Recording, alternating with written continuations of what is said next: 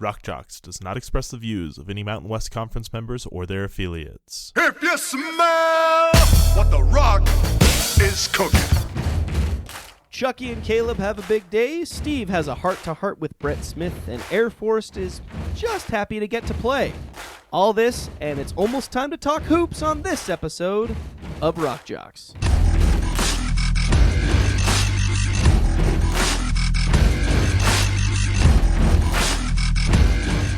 Howdy, everybody. Welcome to Rock Jocks from the Front Row Network. We're going to have a lot of fun tonight. I'm Preston Croshaw. I am Steve Schwartzman. And tonight we've got a special guest who will soon become a very regular guest / host. Introduce yourself. My name's Jason Snow. I a student up here at Utah State. Ran into these guys going down to the USC game. And I love football, love basketball, and I'm excited about this opportunity. This should be fun. We're going to have a lot of fun tonight. What's the plan for the show tonight, Steve? Well, up on tap, we're going to take a trip around the Mountain West. Then it's a little time that I have a talk with my football boyfriend. Then we're going to break down a couple of our games from last week. We're going to get ourselves a little psyched to start talking hoops before long. We're going to run the hurry up. We're going to talk about our game of the week. Hopefully do a little Ask the Jocks, and then we're going to talk about what we learned as always, and then leave you on your merry football way. Well, that sounds like a good plan to me. Well, So let's get it started with around the Mountain West, shall we? Sure. Utah State beats San Jose State quite soundly 40-12. Colorado State digs deep into their pockets and finds some offense, beating UTEP by 17. Texas State has a very strange victory over the Pokes. San Diego State pulls off a 10-point win against the Aggies in New Mexico State. UNLV and New Mexico battle it out, and the Rebels come out on top. Fajardo and the Wolfpack squeak by a 3-point win against Air Force. Boise State just can't stop going. It's 60-7. Things looked dismal until Hawaii brought a tidal wave, but they still lose short by 5 to Fresno State. Well, that was quite the week in our conference. Stories everywhere. Yes, stories Lots everywhere. of offense, no defense. Yeah. That was the idea. Well, there was a few defensive performances. Southern Miss only scored a touchdown. Utah State, kept David Fales completely inept. That's true. But in most places, if you were a linebacker, I guess you had an exam or something. Yeah, just take a break. I'm pretty sure the defenses actually missed the bus to the UNLV New Mexico game. Well, and the Nevada Air Force game. So I just don't know what exactly happened this week. But hey, it's good to see. It's good to see every once in a while a lot of points scored. It's exciting. Fans love it. Yeah. Football guys, not so much. But Sells fans the love tickets. it. So Absolutely. Guys, I need a moment. Can I talk to someone really quick? Yeah. Is it important that we do this? Yeah. I think that it's time that you have I need a little heart. I need to have a chat with someone, and it's important. Brett Smith, do you want to have a seat? Gosh, this is so hard to talk about. I really didn't think we'd have to have this talk. I kind of want to. So Brett, have you ever heard of a DTR? It's called determining a relationship, and it's just kind of a discussion that people have, when they're not sure where things are going in this relationship. And Brett, as a football fan and as someone who appreciates a good quarterback, I really do feel like I care about you so much as a quarterback, and I admire so much about you, and I look up to you so much, and your accuracy and your ability to read defenses and your leadership. Oh, Brett, your leadership. I just look up to you so much, but and I didn't want to say this because I know this might offend you, and I don't want to upset you because I care about you so much, and the last thing I want you to do is just to run off and for us not to be together and have this connection that I know that we're having, and I know you feel the connection between the fans who care about you and yourself, but one touchdown and one pick. Look, I knew that I wasn't going to set these high standards, but my quarterback, my quarterback needs more than that. And against Texas State, when are you going to man up to that? When are you going to live up to that? And I understand. And I know what you're going to say. Don't even give me that garbage about, our defense needed to put it together and oh, look, they stymied our running game. I know what you're going to say. And I know you're always going to nag and you're going to get like that. You always nag, Brett Smith. That's always your way with things. I'm sorry. I didn't mean to. I'm sorry. I just get frustrated. I'm with you and I expect a win every time. And sometimes I don't get it. And I just get so alone and scared. And I don't know. And I think it's time that you and I had a serious heart-to-heart and we just determined where we stand in this relationship. And are you going to be there for me when I'm there for you? When I get on this podcast and I support you over anybody else, are you going to be there for me? I need to know. So you know what? Next week, okay, you have a bye next week. You have some time to think about this. And I want you to seriously think about this connection and if this matters to you, okay? And when you go and you play New Mexico, you need to prove to me, does this matter? Does this connection matter? Because I'm there for you. Are you going to be there for me? I'm sorry we had to have this talk, but I just need to know, Brett. I just need to know. Sorry, guys, I really needed to have that discussion. So I apologize that I got a little over-emotional, but I had to talk to Brett there. So It had to be said. Yeah, I know. I think that we all felt similar emotions when we saw the score. Jason, what happened to the Pokes this week? I believe the weather happened to the Pokes this week. But yeah, no, in all honesty, I don't think Texas State won that game. I think Wyoming lost it to the weather. With the weather delays, their psyche was off, and I think that once you shut down their passing attack, it really revealed that they don't have much else there. When they needed to rely on the run, they had less than 100 yards rushing. It's just, you can't win a game like that. You can't be so one-sided. I mean, he's a great quarterback, but you got to have more on a team than that.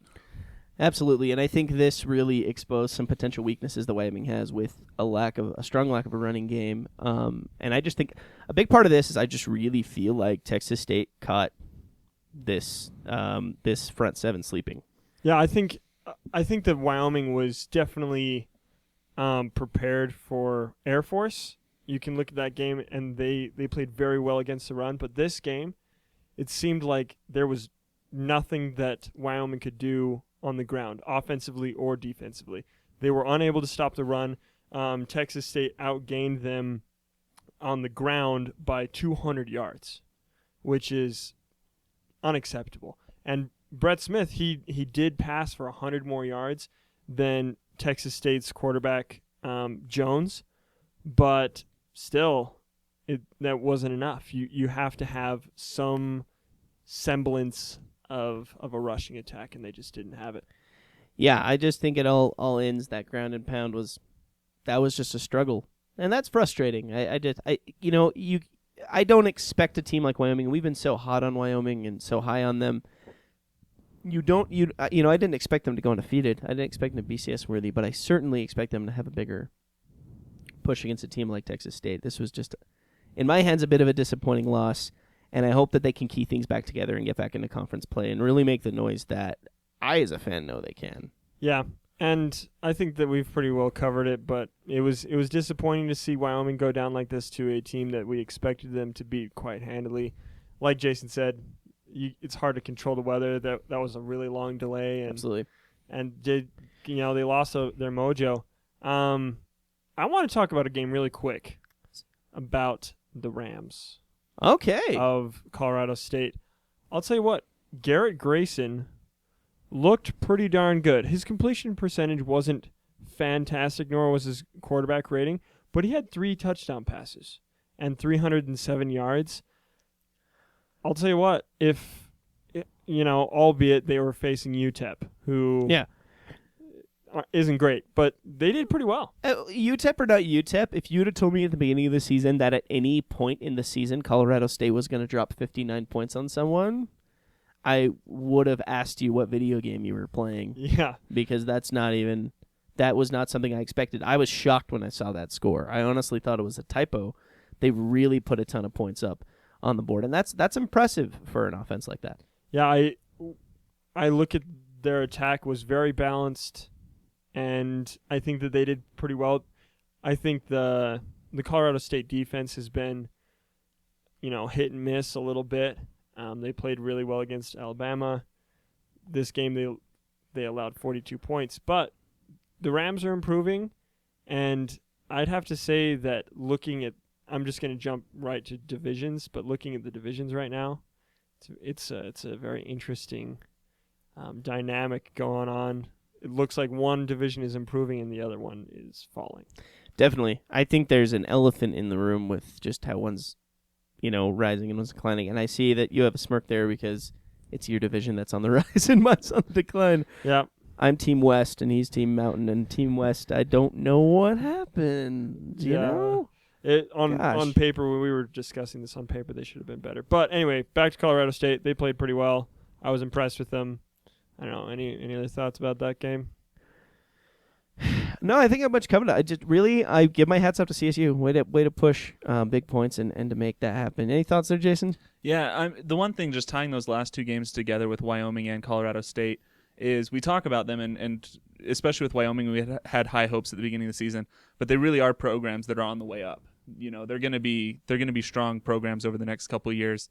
They do have several younger players on both those teams, and they've got their quarterback for the next year, and I think those programs are both going to make bigger splashes next year than this year.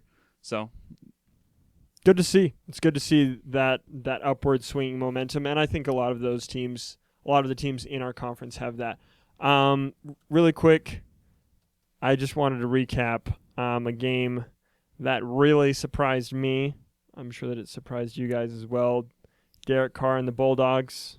I was calling. Oh my goodness! I was calling 60 for 60, and it just did not happen. Of course, Carr still threw for 324 yards and 2 touchdowns. However, he was picked off twice, and Hawaii was coming on strong to finish that game. They almost pulled it off. Yeah, I don't even know what much to say about this game. There's the fact that Derek Carr has been putting up numbers that I think speaks to his prowess. And to be very honest, this defense has close to kicked them in the butt almost every game.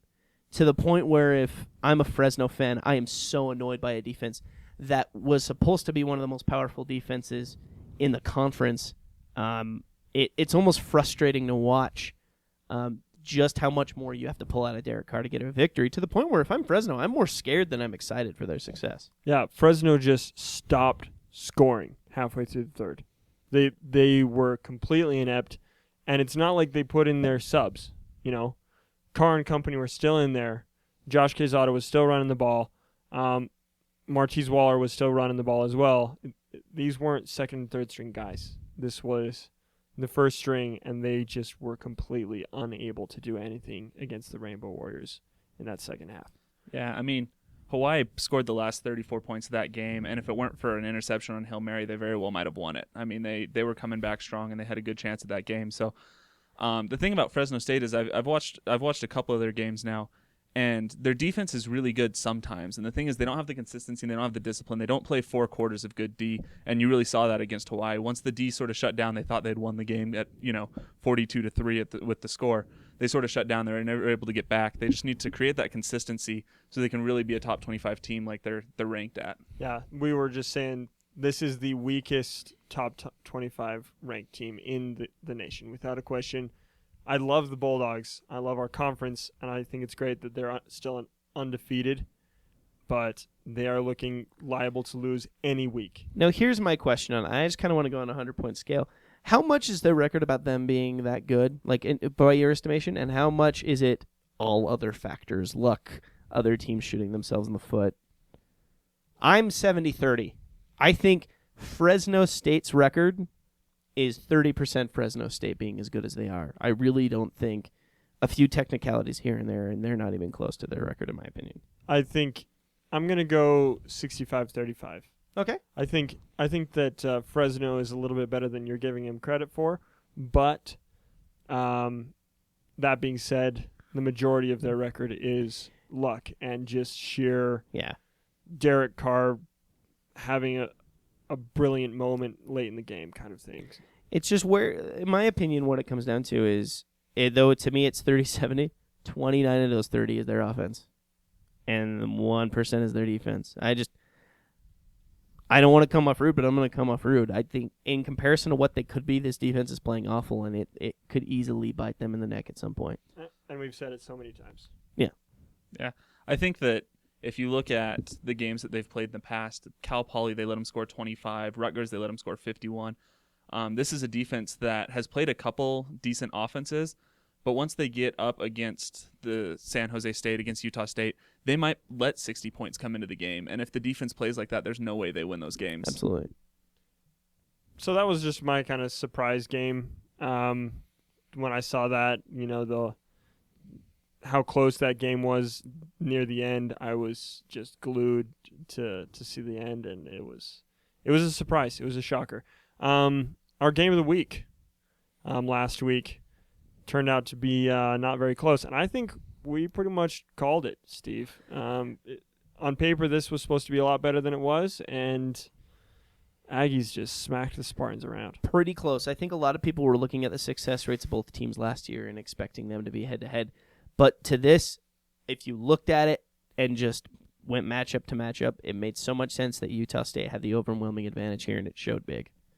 When you look at how many field goals the Aggies kicked in their own red zone, this could have been, it ended up being a 28-point margin of victory. This could have been a 50-point margin of victory. It was just, it really wasn't that close. And San Jose State's touchdown came late in the middle of the third quarter, end of the third quarter, and by that time Utah State was like, yeah, we'll let them have a few.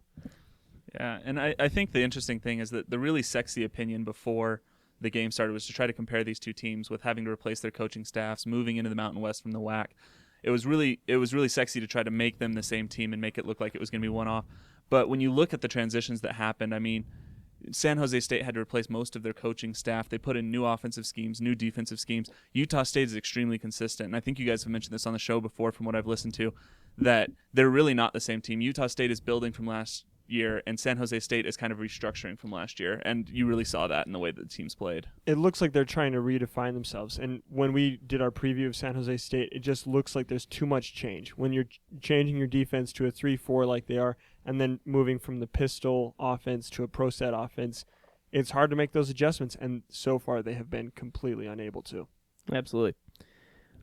I think we could talk a ton more about USJSU and the kind of beatdown that was, but I had a chance to talk about my secret football crush. I want to pass over to yours, Preston. Caleb Herring had a big day. Yes, he did, and he is yet to throw an interception.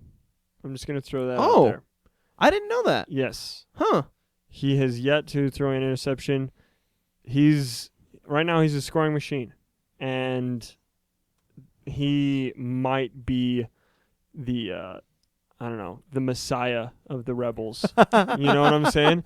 Like the Rebels were looking so bad, and then this prophecy was fulfilled, and the chosen one was given the reins, and all of a sudden it's like they're a completely different team. Yeah. Tim Cornette is able to run the ball because people are worried about Caleb Herring throwing the ball. And now that they have a quarterback and running back that are clicking on all their cylinders, you look at Casey Carrier, looking like the best running back in the conference right now. 192 yards. And then Wiggin, 179 yards, sorry, for Tim Cornette. I was looking at Casey Carrier over there. So great game by Tim Cornette and Caleb Herring. Way to go, guys. I am, like I said at the end of last episode, on the UNLV bandwagon right now. All right. Well, way to go on that. Exciting to see, and I think you were pretty bold at talking about how UNLV has a possibility to find their way near the top, possibly as the second best team in that West Division. And right now, do you know who else is there? Really?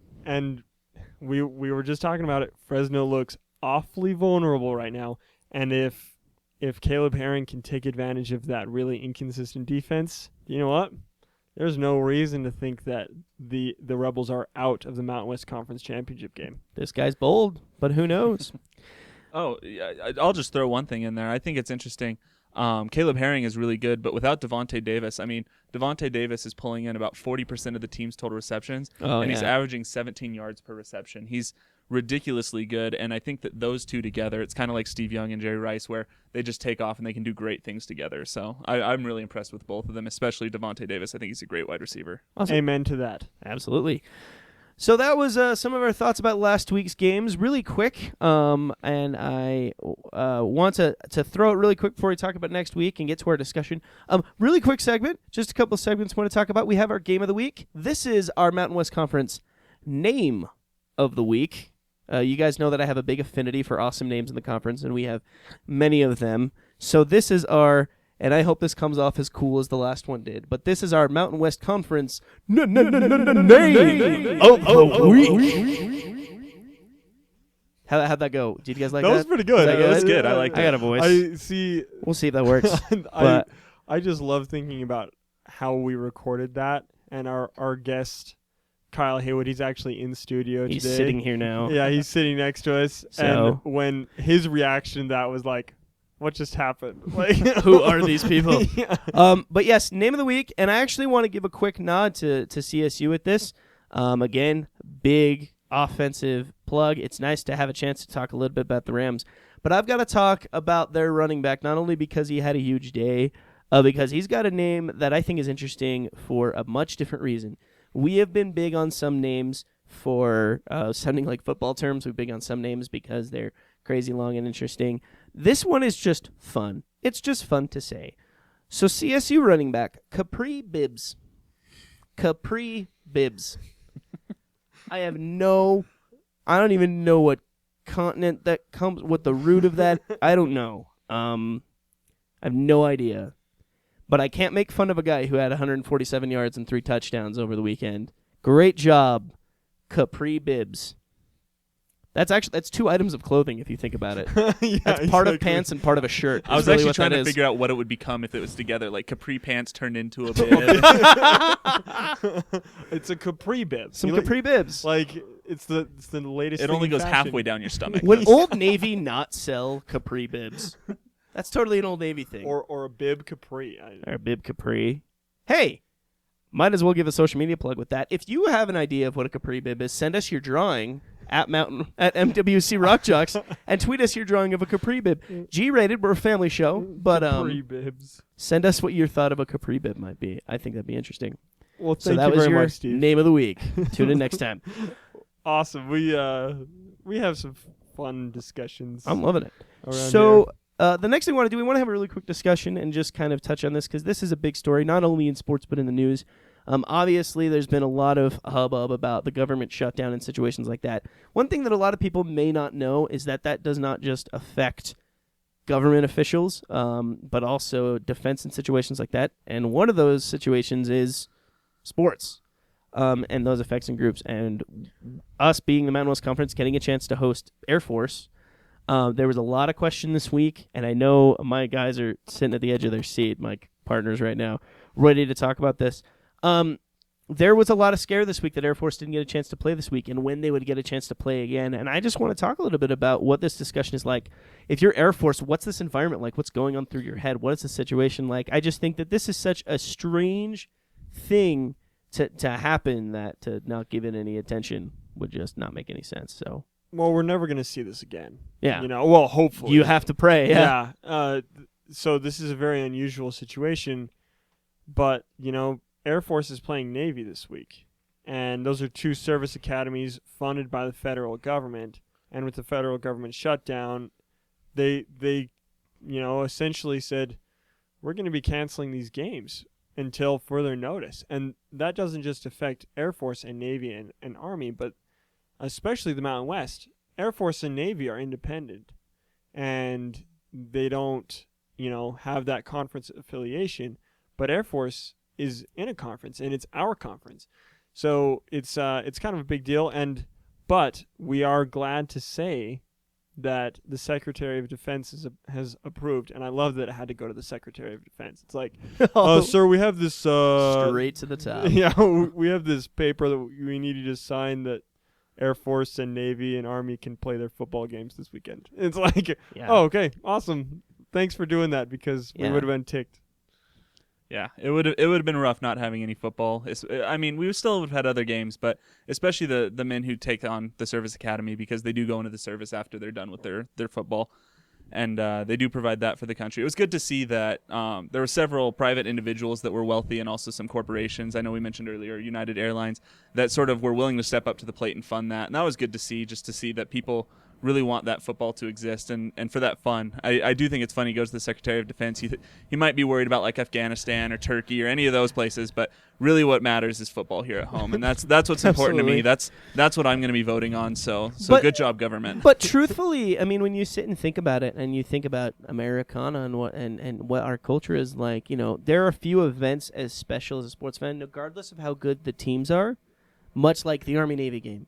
Yeah. Or when these groups get to play, and this week I believe it was Navy Air Force and Navy are going to play, and these are special opportunities. It was a sold out game, and this is not only a good chance to enjoy some football, but to pay some respects to these guys who have used their abilities and their talents to not only entertain us with football and show up their abilities, but at the same time these are people who are working hard to defend freedoms and sacrifice a lot for the country, I don't know I probably couldn't give you a single name of a player on the Navy or Army roster, to be honest. I don't know a lot about those squads. But I have watched the Army-Navy game every year since I was a child. Yeah. Because that, to me, is such a stoic game. It's such a great thing. But, I mean, on top of that, it's one thing to say, we had a situation earlier this year in Boulder, Colorado, where Fresno didn't get a chance to play a game. We talked about what that environment is like for a player to prep all week and to prep to get this game going. But then on top of that, a situation like that that may keep you from playing, and then on top of that, behind it all is this just insane governmental, nationwide, this weird panic situation. To have that all in your head and to go, because of all this weird stuff that's happening in Congress, and we won't go into political stuff, we don't need to get into that, but to have all that happen and go, because of that, all this preparation is going to happen, we're not going to be playing indefinitely. Yeah, who knows? And, I mean, luckily things worked out, and they're going to be able, hopefully, it looks like they're going to be able to actually play some football this weekend, and good for them. I hope they have a good time. But what a roller coaster that has to be. I mean, really, just, we want to play. Yeah. Just let us freaking play some football. I'm just glad to see that the Commander-in-Chief trophy is still alive. Absolutely. And because, in my opinion, that's one of the coolest trophies in all of college football. It's a very heated rivalry between those three schools. And why shouldn't it be? These are two very similar institutions. They put our country first, but it's good to see a little bit of competitiveness on the gridiron. Yeah, and I just want to get that thought out there to everyone who listens to this podcast, all Mountain West football followers. Much like we talked about in the past in other situations, I hope you're an Air Force fan this week. Maybe you served in the Navy and you want to be a Navy fan, and I understand that. But I hope you're supporting these guys, and I just want to send out my message and on behalf of at least myself and with the show, and say that Air Force, Navy, Army, we support you. We're glad you get a chance to go and play and get your mind off some weird stuff that's going on. We hope you're safe. We hope things go well, and we hope that this weird mess of a situation clears itself up and a lot of people nationwide can get back to normal. But yeah, that's kind of that whole situation. I don't know if anyone else wants to get mushy like me. Yeah, I think the only thing I might add to that is that while Air Force and Navy might not seem like a huge game here, I mean, it doesn't have any real bowl implications or anything like that. What it really does mean is, that's a game that's going to be on in every military base all over the world. And men in uniform and women in uniform are going to be watching that game, and it's their little piece of home. And so I'm really glad that got on for that reason too, is not just so we can enjoy football, but so that people who are in the Middle East, all over the world, can get that piece of home. They can watch football, they can cheer for their team that they're affiliated with because they're part of the military. That game was sold out in Annapolis. Yeah. Well, it is sold out. They're going to be playing. And it's on CBS. Yeah. And a nationally televised game. I would just love to see on a base somewhere. I don't know where an Army or an Air Force and a Navy base would coincide, but these guys taking jabs at each other, the smack talk. Yeah, we don't know a lot about the Navy squad. We know a lot about the Air Force squad. But, hey, man, this is something. It almost supersedes football in its normal self. Absolutely. Because it is the service academies.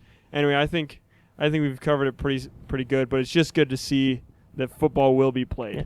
I want to ask you a really quick question though, because I'm like this, but I just want to ask because as like I said, sports is such a big part of American culture, and I think we pay not near enough heed to that. I'm just really quick. If you guys have an example, what is your favorite patriotic sports moment? Patriotic sports moment. I'll go all sports. We don't have to go football. When I'm just gonna throw this out, when they brought out the flag that was over the Twin Towers onto the field, man, I remember just like bawling, just like losing it. Yeah, absolutely. That was for the Super Bowl. Yeah. 2001 in the Super Bowl. No, 2002 because 9/11 happened in 2001. Yeah, it was the one just ahead of that. after. Mm-hmm.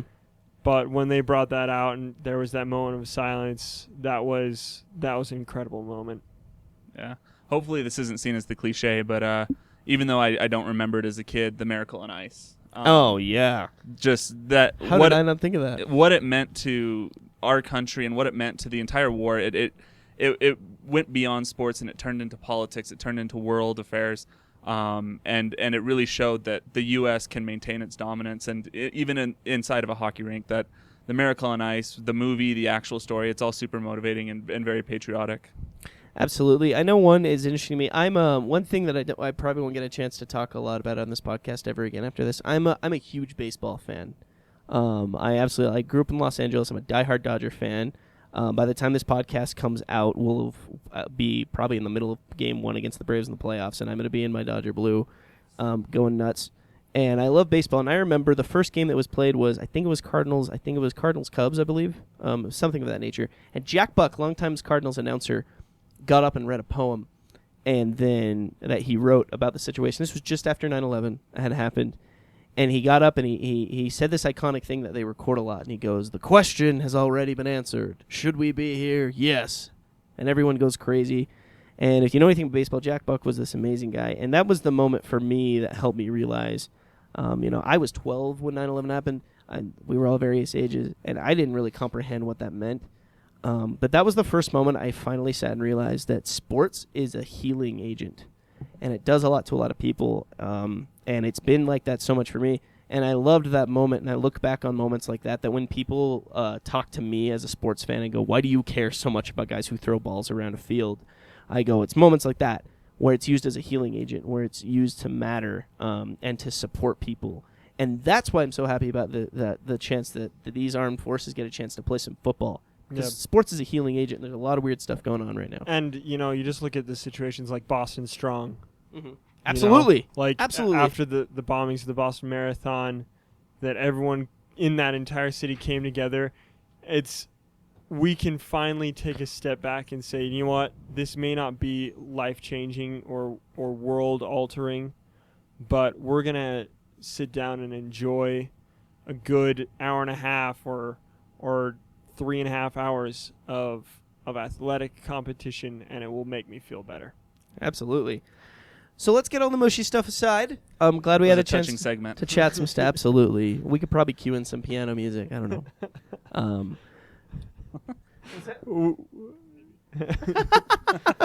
Our sound guy Trevor goes, "Oh, maybe." We'll see. If it sounds right. If Steve will stay in front of the freaking mic. Yeah. So why don't you say we dive back into a little bit of football? We got a lot of football happening this weekend. Yes. But before we do that, can we talk just really quickly that basketball will be starting? Oh, well, it has started officially. Really? According. What? No. Yes. So we are pretty excited about I'm not excited at all. That's true. Practices started this week, didn't it? Practices What's started up? last Friday. So officially we are into basketball season. You will be hearing more about basketball from us because, yes, we do cover it. So get excited. We're stoked for this basketball season. It's going to be a lot of fun. That's all I have to say about it. Favorite thing about college basketball? I just want to hear it. Who's got it, like a favorite? I think we all probably have the same thing, but to be honest, my favorite thing about college basketball is that unlike football, the stadiums are enclosed and the fan sections they get amplified and they get louder. And I love being a part, especially up here at Utah State. We've got a rowdy fan section, but I love being a part of the fans at basketball games. The amplification just makes it incredible. The show, the pit, the spectrum. and Got some great crowds. Yeah, I'm excited. I can think about the most magical sports moments in my life have happened in basketball. A lot of them have happened in basketball arenas, whether that be in an NBA game or a college basketball. But it's just there's something way more intense about college basketball. The students get crazy, the unification of it, and just I love college basketball. I love the feeling of it. One thing up and down looking at some of our Mountain West teams is we have some really great shooters, and I'm tired to talk about that. I'm always a sucker for a well-timed three-point shot, and there's something about just a buzzer beater and a crowd just after. The thing I love about college compared to the NBA is threes, and more threes, and I love to see that. I'm a freak like that. I was, and you guys are going to hate me, outside of the Mountain West, I grew up a Duke fan just because they were popular when I was a kid. And, Bandwagoner. no player was cooler than J.J. Redick. Why? Because he could make shots out of a helicopter. And I love stuff like that. I love watching skill. So we cannot wait to talk college basketball with you. At MWC Rock Jocks, follow us on Twitter and send us any questions, concerns that you have starting next week. We're going to start talking basketball. It's about time, end of this month. The hoops. We're going to have some games on tap. We're going to see some Midnight Madnesses going on. I don't know if they're going to happen in the conference. Did any schools here do Midnight Madness in the conference? Do we know that? Last year. Who knows? That'd be cool. I love stuff like that. I know that Kyle's sitting here. He's a closet Kentucky fan. He's like, Kentucky does it. Do you know that Kentucky does it? Kentucky doesn't have madness. We're aware of that.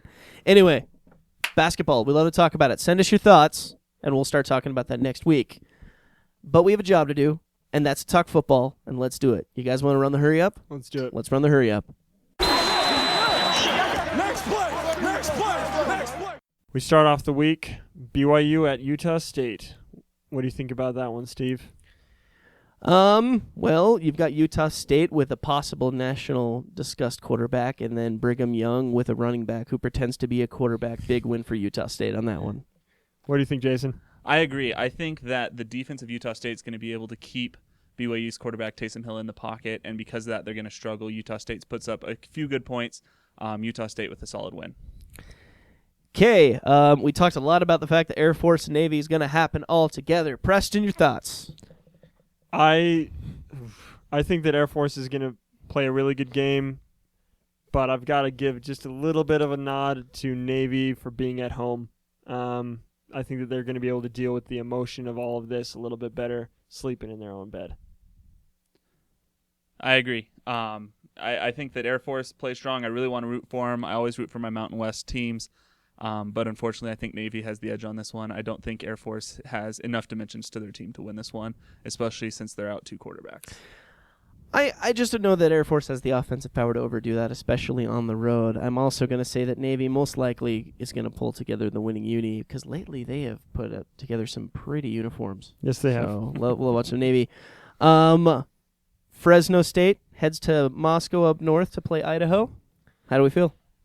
Should be shellacking, but who knows, right? I mean, we'll see. They're going to be playing in a glorified aircraft hangar, so anything could happen in Moscow. Almost like watching arena football. It's bad. It's weird. It's bad, and just like at least try to make the color of the turf look reasonable. You know, it's just like such a fake green. Anyway, I'll get back to the game. I think that it'll be a Fresno win, but I'm not going to predict by how much. I'm going to go with Fresno State to win this one too, and I'm going to call that their defense kind of gets ripped apart this week by the coaching staff, and I think they put together a solid win. I'd say probably about a 40-point victory, to be honest. I think that's where they're at, and I think their defense is going to play because they're against a weak opponent, and they've got to toughen up. Yeah, Idaho doesn't have anything that's going to shock anyone, so it's going to be big for Fresno. But here's the deal. Guess who comes to town the following week? Herring and the Rebels. Mm-hmm. Who knows, right? Who knows? That's what we're saying. New Mexico State visits the Lobos, and the in-state rivalry's on. What do we think about that one, guys? You give the ball to Casey Carrier, and New Mexico State doesn't have anything to beat that out. I think that we're going to see some big numbers out of Carrier, and New Mexico's going to get a big win. Yeah, I think New Mexico State plays up for this one, but I don't see them winning by any stretch of the imagination. I could see it being close about halfway through the second, and then New Mexico starts to pull away. Yeah, I think the ground and pound will eventually force the Aggies to just keel over and die. All right. Then we've got San Jose heading out to the beautiful beaches to play the Rainbow Warriors of Hawaii. Our thoughts? Well, it's technically a Sunday game, so hey, this Sunday, early in the morning. Yeah, really, really early, midnight Eastern time. San Jose State, I think, should bounce back, win against the Rainbow Warriors. That being said, we'll see if Hawaii can finally pull something together and have some offense. I think it's a close game. I think that San Jose State suffering some injuries, especially the wide receiver spot, doesn't pull out a huge lead on Hawaii, but I can't see Hawaii winning it. I don't think they have the firepower. Here's what I say. Home game, they had a great game against Fresno. Sean Schroeder got some swagger. I think Hawaii comes out to a pretty quick, early, potentially 2-score lead. I just don't see them sustaining it. I think San Jose gets smart in the second half and is able to pretty easily overcome that lead and beat Hawaii. So I expect a win out of them, but a bit of a scare because I really think the Hawaii is going to come with a lot of momentum. Well, that wraps up our hurry up. So let's get to the game of the week. Game of the week. All right, our game of the week this week is San Diego State and the Nevada Wolfpack. Wampus Cats Wolfpack. Wampus Cats Wolfpack. It's Say that so it's it's in San Diego, and I think that about 1/4 of the stadium will be full at Qualcomm Stadium. Maybe a little bit less than a quarter. I don't know. We'll see. I think the San Jose State fans have gone through enough this year, but I really do think that they could pull it out. They've improved. Of course, they didn't beat New Mexico State by much, but they have been improving. Quinn Kaler is the medicine that the Aztecs needed after the whole Dingwell mess up. And Dingwell, you're just such a Dingwell, you know? Oh, no. He's terrible. You know it's bad when your name gets turned into an insult. Yeah. I'm honestly pretty impressed with what Quentin Kaler's been able to do numbers-wise. I mean, obviously, it hasn't garnered wins, so to speak. But this could be a certain situation in this game that I think possibilities are there for Kaler to potentially up in Nevada. Nevada has not shown themselves to be an extremely dominant team on defense, and I think there's a chance they could squeak one here. My big question is just Fajardo at full strength. He had 389 yards last week against Air Force. Do we expect a big game at him? I mean, obviously there were some injuries. I just think that's the big question is where do we see him playing? One thing with San Diego State and their potential is I've seen their defense tighten up. I think they've played better on defense the last couple of weeks. And this is that test for them. Is it where it needs to be for them to at least get themselves out of the doghouse? And there's no better test than playing a guy like Fajardo. I was saying that San Diego State could win this game, and I think that they could surprise some people.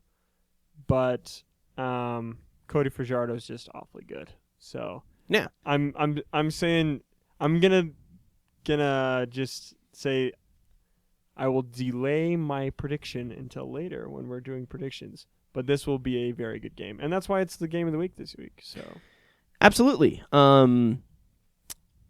That's really kind of the gist that I have on that. I mean, it's hard to tell right now. I have been happy, like I said, with San Diego State's defense. But Jason, what are your thoughts on this? I feel like you have a lot to contribute to this discussion. No, I just looking over my notes, I was looking at the stats for Cody Fajardo, and you mentioned that he had 389 passing yards, but he also had 81 rushing yards. And when you've got a quarterback that can pass that strong on you and then run it, it's so hard to defend. And I think San Diego State's defense, like you said, has been improving. I don't think they're there. I don't think they're ready to defend somebody who can attack them in two different ways. I don't think that they're going to be able to hold the running backs after trying to cover the pass. I see it as a good game, but I see it. I guess maybe I shouldn't be making predictions, but I see a solid Nevada win. And I think San Diego State stays in the doghouse. I want them to do better. They've been doing better the past few weeks, but they're really not at competition yet for the Mountain West, I don't think. Here's my question, though. Can Nevada's defense stop a guy like Adam Uemo, who should be 100% by this game? So they were completely inept against Air Force. Is It's this true. going to be another shootout? Could it be another 50-point game for both teams? It wouldn't shock me at this point. I think it would be. I don't think Nevada's defense could stop almost anyone at this point. They allowed so many yards. I mean, I think almost like 700-800 yards against UNLV. I don't have the stat on that in front of me, but they allowed so many yards against UNLV. It's hard to. I think I've got the wrong game. Not UNLV, Air Force. Air Force. There it is. Yeah. But it's hard to see their defense stopping much of anything. I really do think it'll come down to a shootout, and I think that we've got two decent offenses against two very poor defenses. But. This game, and I know we bring this guy up so much just because of his looks, but I think this is a game where Jake Feely can. And it's one of those situations of you slow Fajardo down enough, you frustrate that offense, you get a couple 3-and-outs, you get a chance for Quentin to get the ball a little more. Who knows what could happen? Wave your hair around. That's what it is. But I'm a Jake Feely fan, and also you look, I think that there's potential there for that. But let's talk predictions and scores. How do we feel? Game of the week. I think that I've been here, I've been there. I'm a total flip-flopper. He's been right everywhere. Now. I've been everywhere. I think that Nevada's going to win it. It's going to be something crazy like a 54 to it'll be like here's my final score. 54 to 49. 54-49. I think it's going to be a high-scoring game. Very high-scoring affair. Oh, wow. How do we feel? I put Nevada at about 59 points. I think their offense is going to come out strong. I think San Diego State's going to do well. I don't think they're going to maintain it the whole game. I put them at about 40 points. Oh, wow. We're going pretty high on that. I'm not going to go insanely high. I'm still going to go a good scoring affair. I think this is going to be a close one, and I think it's going to be a late one. I'm going 35, 34. I'm going to go 38, 35. Sorry, I just do my math. Doing the math. 38, 35. I'm going 38, 35. And the 38 is going to be the San Diego State Aztecs. Oh, man. I'm going with the upset on this one. I am trusting, legitimately and specifically trusting this defense to get a turnover for a touchdown. I think that I'm honestly a big believer in Kaler as a quarterback, and I see him doing good potential for this team. And I just feel confident with their defense being able to slow down Fajardo enough to make that happen. And I just feel like being bold because why not? I'm on half a liter of Mountain Dew Code Red, and I like a good win. So I'm gonna go with the Aztecs for the upset. All right. Well, let's move to a really nice segment. We've been running a little bit long, but let's ask the Jocks. Any questions? Yeah, I got a question. Does Barry Manilow know that you raid his wardrobe?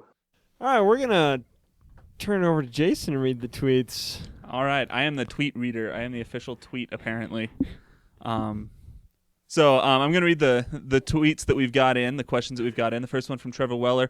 1/3 the way through the season, who are your offensive and defensive players of the year so far? Throw that over to you, Steve. I'm going to be really quick on this. Offensive player of the year, even after a tough game at USA, still think it's Chucky Keaton. Defensive player of the year, I don't know. I really don't know. That's really tough. I don't think anyone has outdone necessarily DeMarcus Lawrence, but at the same time, we've had some impressive performances. But this far through the season, I don't think so. I think by the end of the year, that's going to be different, though. Once they play some stiffer schedules, I don't think that's going to be the case. Well, I see. Okay, I'm just going to throw out a few names for offensive player of the year. Okay, Chucky Keaton, obvious. Brett Smith. I really like Brett Smith myself. Staying power there. Yeah. Caleb Herring's got to be in that discussion. because I love him and he's amazing. Devontae Davis, Devontae Adams, they're all in there. Right now I have a hard time really picking one, but I don't know. It's like throwing darts at a dartboard blindfolded right now for me. There's just so many good players on offense. Defensive player of the year, I am just gonna have to go. You know what? I'm gonna say Darren Smith right now. Okay. Right now, Darren Smith, but we can also look at guys like Nevin Lawson at Utah State. Okay. At the cornerback position, and of course DeMarcus Lawrence. Yeah. So those are my guys right now. Yeah, I'll follow that up. I'll pick from your list of guys. I pick Brett Smith for offense just because of what he means to his whole team. He's really the rallying point of that team, and I think he's had great performances despite this last week. And then also I picked Nevin Lawson for defensive side of the ball, just because he can really shut down a quarterback for one whole side of the field, because he plays so tight and so aggressively. It's really hard to pass into him. He really doesn't leave any zones open. So next question from Kyle Haywood says, what programs have coaches in the hot seat, and whose seat is the hottest? I don't know how Rocky Long isn't on the hot seat for San Diego State. I think his seat's by far the warmest. At this point. You know, right now, Bob Davie, a little bit, but you gotta the thing wonder. is, like, give the guy a little bit of time. You know, I think that administration in New Mexico is ready to give him some time. If you would have asked me 3 weeks ago, Bobby Houck, hands down, hottest seat in the conference. Right now, looking pretty good, Bobby. So, you know what? Right now it's Rocky Long all the way for me. I will think third that, because I think I heard you come in there and agree with that, but I'll second it at least. His team's not performing very well. They've had a really rough start to their season, and I think it's time for a change down there, and I think the administration's starting to feel it. Definitely Rocky Long's probably at the very top of that list if you look at it in that sense. I mean, just looking at everything that they could have done and where they are. I'm just going to say really quickly, people would say, just looking at the record, Troy Calhoun, but Troy Calhoun is Air Force. Like, he is... I think that if anyone has a guaranteed job for like 15 years, it's Troy Calhoun. And to me, with Troy Calhoun as well, it's not where they are, it's where they're going to be. Yeah. And I think the future of that is going to be big with them. Someone who's on a hot seat for different reasons than firing is Chris Peterson. We got to bring that up. We don't know where he's going to end up at the end of the season. We're going to put him on Trojan watch is what I'm going to call that. I'm just going to put this out, and I know that they just hired the guy, but Coach Carragher at San Jose State, I just think that the Spartans have underplayed. I'm not saying you bring him in his first year and then fire him, but you got to wonder if he's getting a lot of back talk, and he has a lot to prove. And after this season, I think we're going to look and go, even though it was your first season, there were situations that you could have played things better. And so you've got to question that. By the end of the season, that may be different. But, yeah, I'm with the table here. Rocky Long, you've got a lot of splaining to do.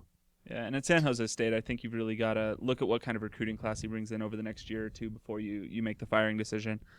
Just see where he's taking the program, and if it's not good, then you can get rid of him pretty quick. But, absolutely. All right, final question. Which Ninja Turtle are each of you? A little bit lighter topic here. To be honest, I had to go up and look up Teenage Mutant Ninja Turtle personalities on the internet because I'm not a TMNT fan. But what do you guys say? Which Ninja Turtles are you guys? I'm gonna go with Donatello. I love Donatello because he's smart. He's the guy that figures things out. I'm not gonna say that I am that kind of guy because I pretend to be.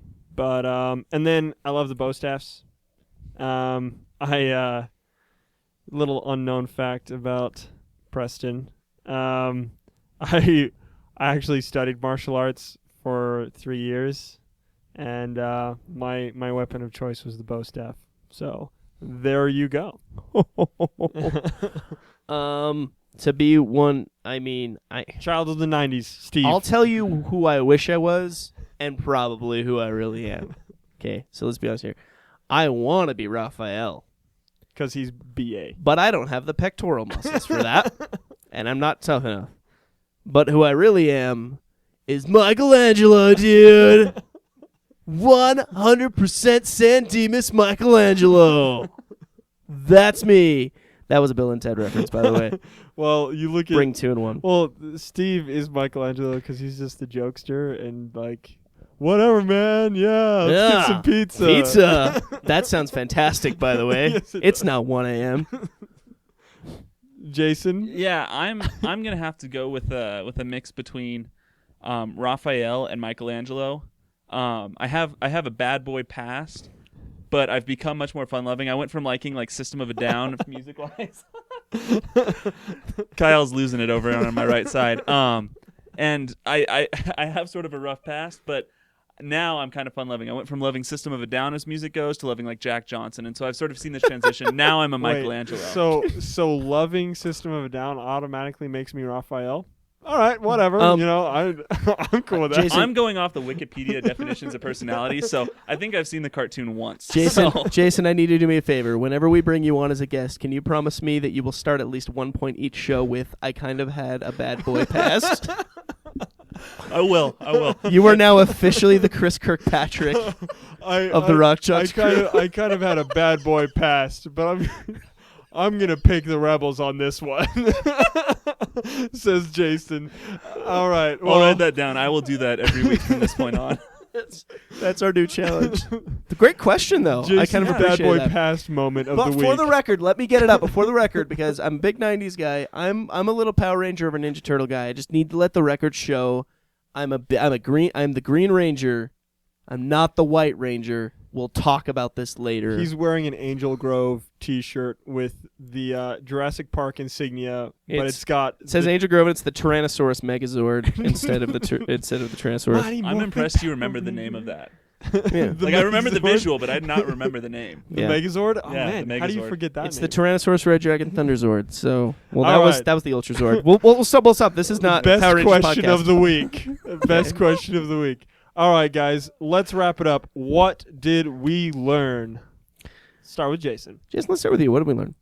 What did we learn in this? What I learned is that you, Steve, do not have an unabiding love for Brett Smith and are willing to abandon him if he doesn't play well. And I think that as far as the DTR goes, if he could say something back, it's have a little faith in me. Now I can't get that song into my head. Have a little faith in. That was actually something I was going to say. I learned is that Brett does have a lot to prove to me, but I don't think I'm abandoning. I think I'm just challenging him to do just a little better. One big thing that I learned today is that football football's a momentum sport, and the number one proof that you can prove that it's a momentum sport is UNLV. I'm not, I talked about how I'm starting to get on the UNLV bandwagon, and I'm seeing big things out of them, and I've just been really happy to see where they go with that. And that's hard for me to say because I'm not a Rebel fan. I never really had a bad boy past, but That's never gonna die. but I could definitely see them having a lot of success. I've been impressed with their work. I learned this week. I'm not going to make any more references to our last Ask the Jocks question. Oh darn! I know. I'm constraining myself. I learned that sports is bigger than the government shutdown this week, which, is kind of sad, but I'm happy to see it, and that we can get sentimental on this show. We can get absolutely ridiculous and have good times and laugh. But the last thing that I learned is that 3 heads are better than 2. And so we're glad to have Jason on the show with us. Yeah, this I'm has glad been to be fun, here. and we hope to see you very, very soon. This has been a lot of fun. But as always, we want your suggestions. We're starting to go to sports soon. Football, basketball, we're going to be hitting on all cylinders. Send us your questions or comments at MWC Rock Jocks. Give us some follows. Send us your thoughts. Check out anything and everything that we've got going on here at the Front Row Network. Check out our other shows, our website, everything we've got going on. We love to have you, and we really appreciate your support. We've been having a good time tonight. It's a little late, but we'll leave you guys on your merry old way. I'm going to go have some pizza. My name is Preston Croshaw. I'm Steve Schwartzman. And I'm Jason Snow. Join the climb.